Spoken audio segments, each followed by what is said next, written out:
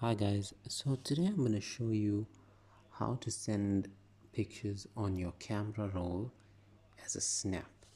So of course, first what you're going to need to do is open up Snap.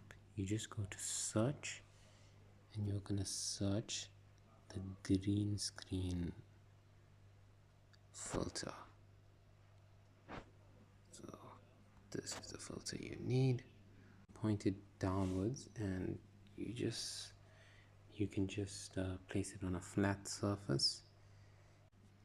Basically you can pick whichever picture you want to send through. So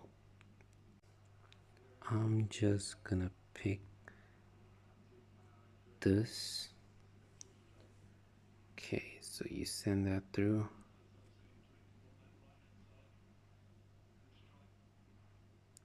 Send it through here. And you can see on the top it says snap sent. So we look at it here, it says delivered.